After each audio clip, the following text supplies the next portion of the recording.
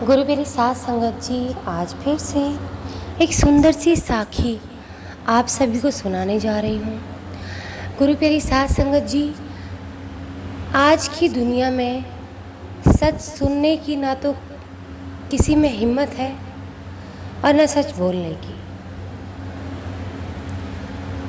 तारीफों के पुल के नीचे, झूठी तारीफों के पुल के नीचे मतलब कि बहुत बड़ी दुनिया बसती है।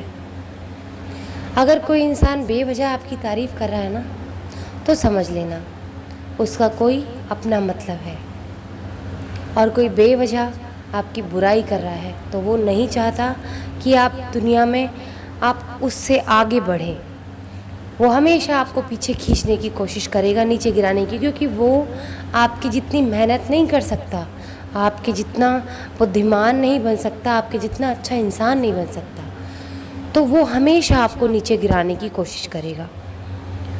तो गुरु मेरी साथ संगत जी, ऐसे लोगों से हमें दूर रहना है। आज की जो मैं साखी सुनाने जा रही हूँ वो ऐसी ही दुनिया के बारे में है, यानी कि आजकल की दुनिया के बारे में है कि किस तरह लोग सच सुनने की क्षमता नहीं रखते और झूठी बातों में बहक जाते हैं। आइए गुरु प्यारी साथ संगत जी, सुनते हैं आज की ये सुंदर सी साखी। ये कहानी है मनमोहन की। मनमोहन अपने माँ बाप का इकलौता बेटा।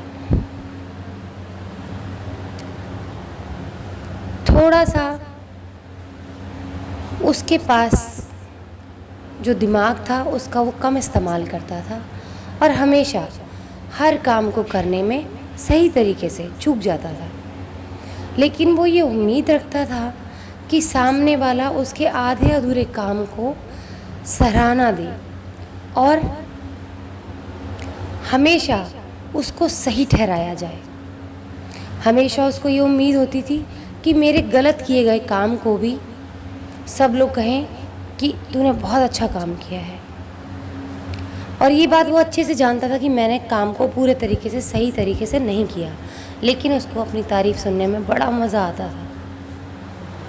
छोटा था, अकल नहीं थी इतनी कि वो झूठी तारीफ़ों के सहारे ना जाने कहाँ पहुँचेगा।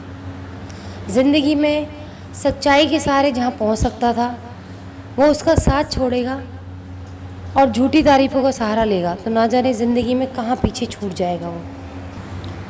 तो गुरु मेरी साथ संगत जी, मनमोहन के घर में उसके माँ बाप थे। माँ बहुत ही स्ट्रिक्ट उसूलों वाली थी, पढ़ी लिखी, अच्छी समझदार दिमाग वाली थी, अच्छी सोच वाली थी। वो सही को सही कहा करती थी और गलत को हमेशा गलत। उनकी आदत नहीं थी किसी की भी झूठी तारीफ़ करने की। गुरु मेरी साथ संगत जी, जब भी मनमोहन कोई गलती करता, काम को अधूरा करता, तो उसकी माँ हमेशा उसको कहती कि तुम काम को पूरे तरीके से सही नहीं करते हो, इस काम को तुम यहाँ गलत करते हो और यहाँ सही करते हो। एक सही माँ का, एक अच्छी माँ का फ़र्ज़ यही होता है, अच्छे माँ बाप का, कि वो अपने बच्चों को सही राह पर चलना सिखाए। अगर हम अपने बच्चे की झूठी तारीफ़ करते हैं तो अक्सर ऐसा होता है कि बच्चा कभी भी उस काम को अच्छे तरीके से नहीं सीख पाता। काम को बड़े ही प्यार से समझाएं, उन्हें डांटे नहीं।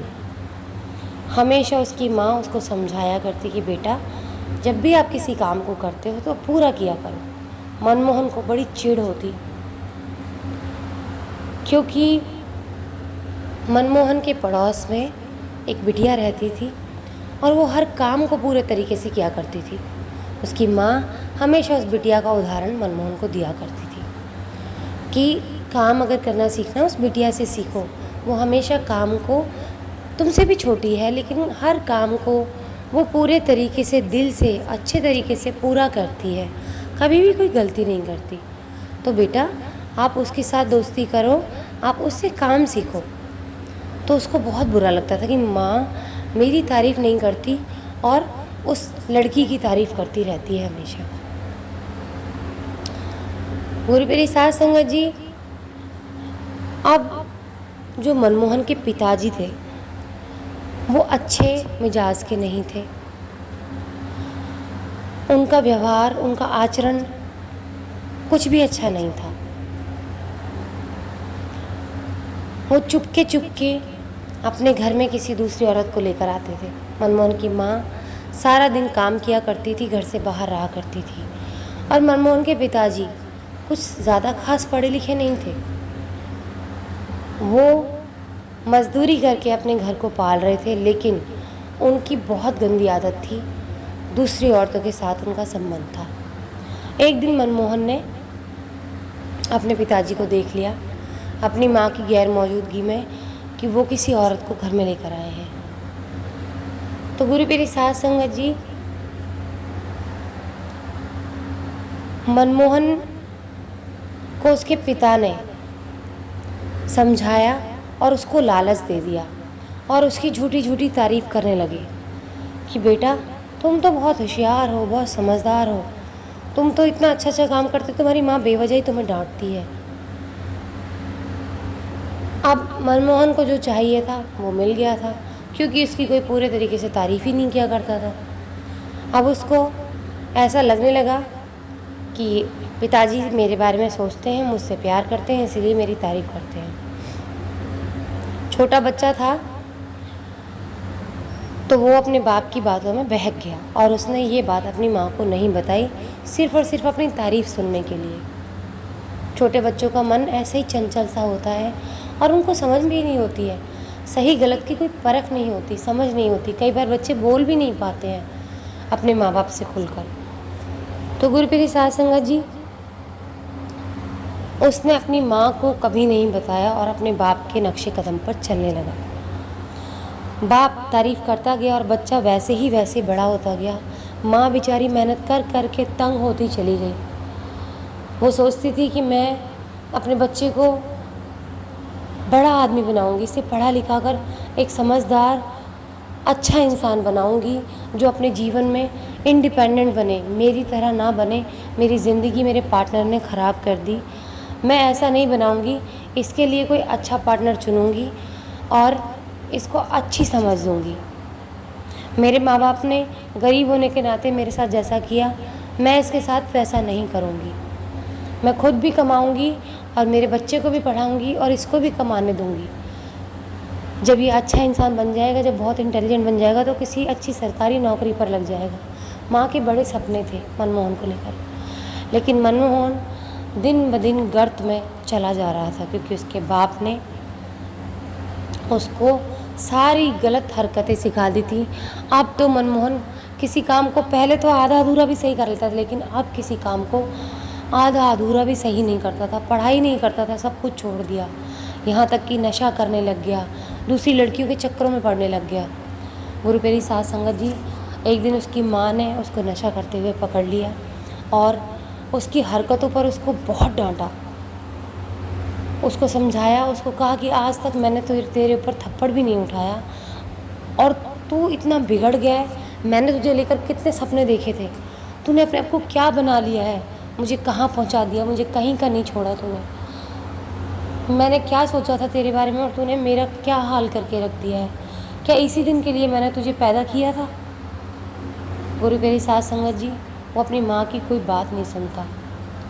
उसके बाद एक दिन घर छोड़कर चला जाता है और कहता है कि आपसे अच्छे तो मेरे पापा हैं जो मेरी तारीफ़ करते हैं। इसी बीच इतना होता है कि मनमोहन की माँ उसके पति को दूसरी औरत के साथ देख भी लेती है और पति घर छोड़कर जा चुका होता है। इसी के बाद ही मनमोहन बहुत और ज़्यादा बिगड़ जाता है, वो और ज़्यादा बुरे काम करने लग जाता है। माँ मनमोहन को जब डांटती है तो मनमोहन जब घर छोड़कर चले जाता है और अपने बाप के नक्शे कदम पर चलने लग जाता है। माँ को बड़ा दुख होता है, बेचारी बड़ा पछताती है कि मैंने इतने कड़वे बोल क्यों बोले, क्यों मैं अपने बच्चे के साथ इतना स्ट्रिक्ट, इतनी सख्ती से पेश आई। काश मैं उसके साथ सख्ती से पेश ना आई होती। माँ बेचारी खुद को कसूरवार ठहराने लगी।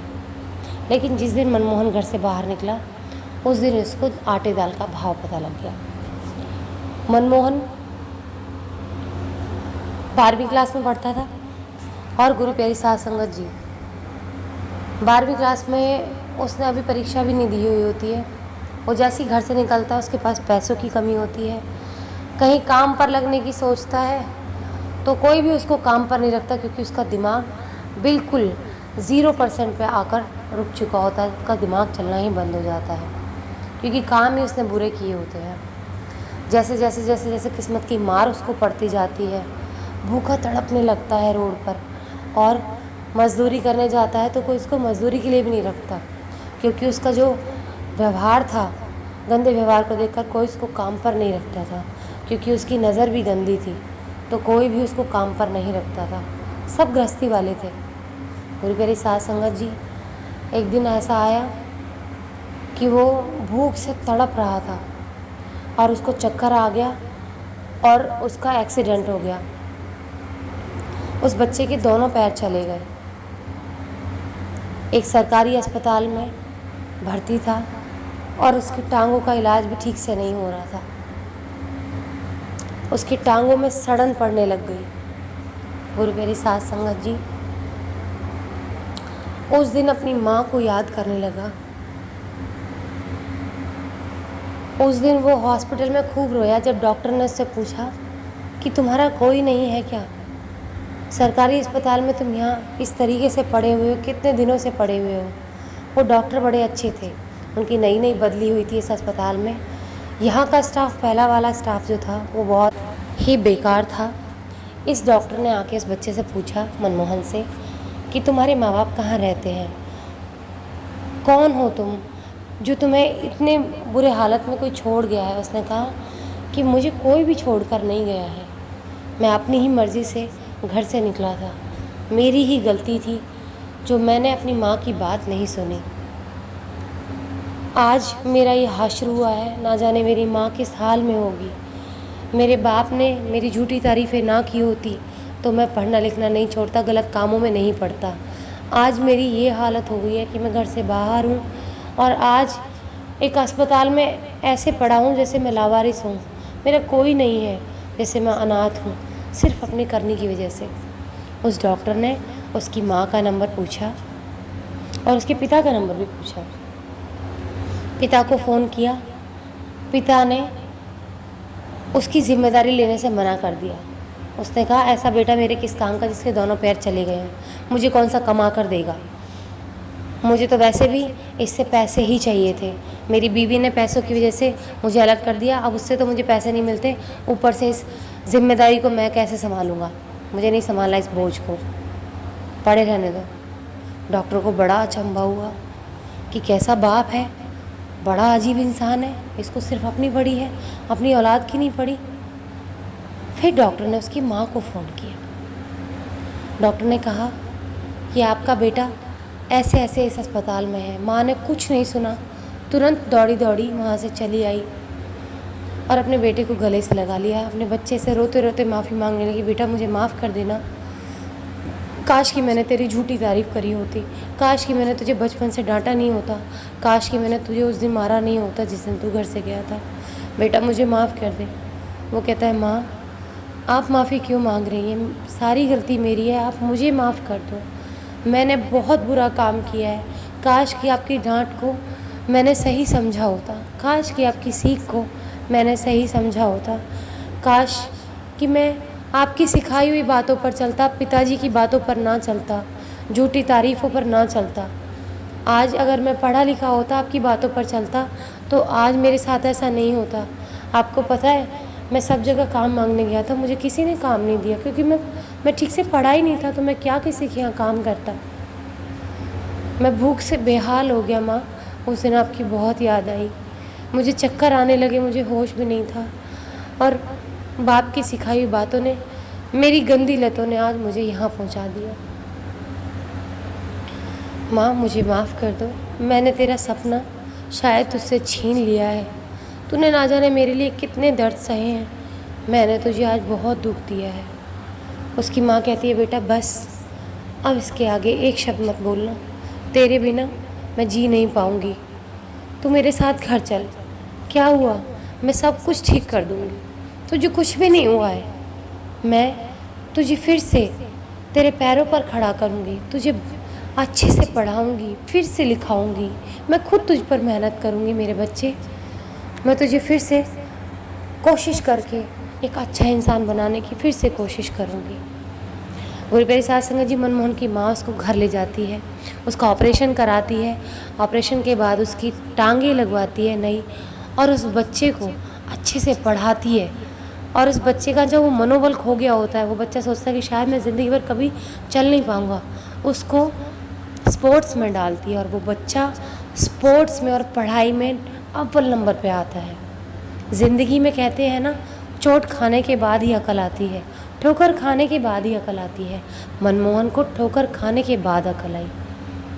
लेकिन मैं सबसे प्रार्थना करती हूँ, सबसे ये कहती हूँ, उन सारे बच्चों से भी ये कहना चाहती हूँ, बूढ़ों से भी ये कहना चाहती हूँ, बड़ों से भी ये कहना चाहती हूँ कि अगर आप अपने जीवन में ऐसी झूठी तारीफ़ों के शिकार हो रहे हैं तो आप प्लीज़ उनसे खुश मत होइए। जानिए, उन चीज़ों को समझिए और दूर हो जाइए। आपके लिए अच्छा क्या है, बुरा क्या है, ये समझने की कोशिश कीजिए। झूठी तारीफ़ों पे कभी न चलिए। आपका मन आपको गवाही देता है, हमेशा आपको बताता है कि आप सही हैं या गलत। उस मन को अनसुना मत कीजिएगा, क्योंकि वो मन की आवाज़ वो आपके परमात्मा की आवाज़ है। तो परमात्मा की आवाज़ को हमेशा सुनना चाहिए, वो हमेशा सही होती है। और मेरे साथ संगत जी, आज इसी के साथ इस सुंदर सी साखी को यहीं समाप्त करना चाहूँगी। मिलती हूँ आपसे अपनी अगली वीडियो में नई साखी के साथ। तब तक के लिए खुश रहें, सुमिरन करते रहें, सच्ची सेवा करते रहें।